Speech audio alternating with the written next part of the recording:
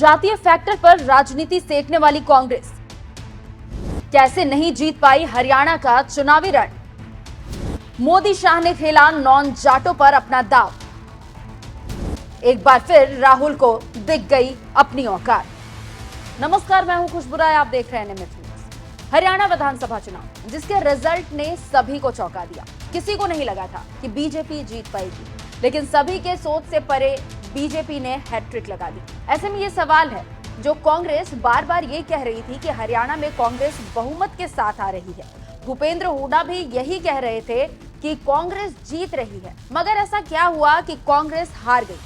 आज यही बात हम आपको बताएंगे कि आखिर फैक्टर्स क्या थे, क्या समीकरण बने और कैसे इस चुनावी रण में जहां कांग्रेस इतनी ज्यादा कॉन्फिडेंट थी कि वो ये जीतने वाली है, ये चुनाव जीतने वाली है और हरियाणा में कांग्रेस की सरकार बहुमत के साथ बनने वाली है, वो वहां हार गई और बीजेपी बहुमत की सरकार बना रही है।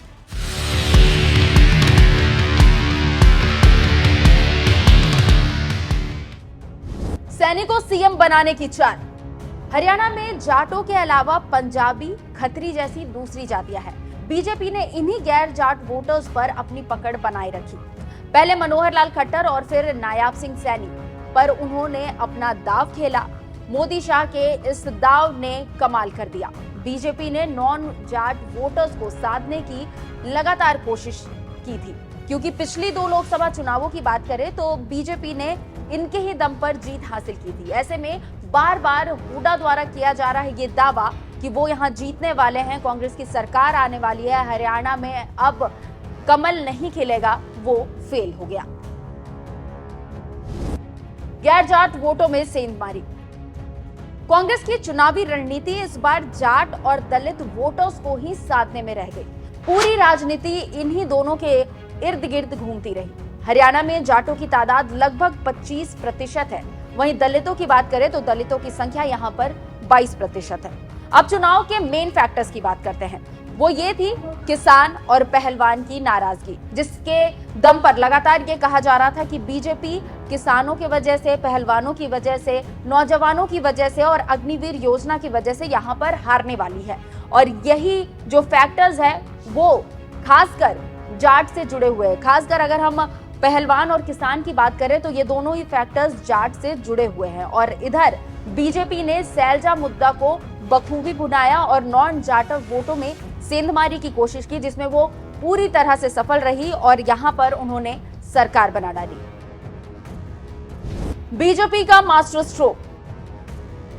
हरियाणा में जाटों का दबदबा रहा है। यहाँ की सत्ता की कुर्सी का स्वाद सिर्फ और सिर्फ जाट नेताओं ने ही चखा है। ऐसे में बीजेपी ने गैर जाट वोटों पर अपना फोकस किया और उन्हें गोलबंद करती रही। शुरुआत से ही बीजेपी इसी कोशिश में थी, मोदी शाह इसी कोशिश में थे कि यहाँ पर जाट और जाटों को अगर छोड़ दें तो बाकी की जो अलग अलग जातियां हैं उन पर फोकस करना है, उन्हें कहीं बाहर नहीं जाने देना है।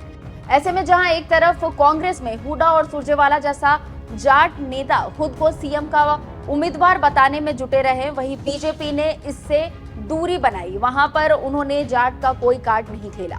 बीजेपी कि आईएनएलडी के साथ गठबंधन ना करना भी जाट वोटों को अपने पाले में करने की एक कारगर रणनीति साबित हुई है। ओबीसी समुदाय जीत की बड़ी वजह। हरियाणा में जाटों और दलितों के अलावा एक बड़ी संख्या में ओबीसी भी निवास करते हैं। इनकी तादाद 30 से 35% की है और नायाब सिंह सैनी को आगे कर बीजेपी इसी फैक्टर पर जोर लगाती रही। राज्य की राजनीति में जेजेपी, आजाद समाज पार्टी और बीएसपी, आईएनएलडी को आप भले ही इस चुनाव में अच्छे तरीके से सामने आते ना देख पा रहे हो, लेकिन फैक्ट तो यही है कि इन पार्टियों ने जाट और दलित वोटर्स को ही अपने पाले में करने की कोशिश की थी।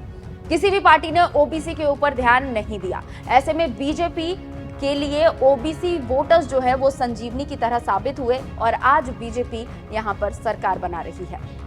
कुल मिलाकर देखें तो परंपरागत तौर पर हरियाणा का समाज 36 बिरादरी से बना हुआ है। ऐसे में राजनीतिक पार्टियां चुनावी रणनीति बनाते वक्त इस फैक्टर का खास तौर से ध्यान रखती है। राज्य के चुनाव परिणाम से ये तथ्य साबित हो चुका है कि राज्य को अगर समझना है तो 36 बिरादरियों को जो यहाँ पर देखना पड़ेगा और उसके पॉलिटिक्स को समझना पड़ेगा। ऐसे में बीजेपी यही करती नजर आई और आखिर में रिजल्ट क्या आया वो सभी को पता है। बीजेपी ने अपनी धीमी चाल से बाजी मारी है। खैर, मोदी शाह की ये रणनीति देखकर आप क्या कहेंगे, हमें कमेंट कर जरूर बताएं। नमस्कार।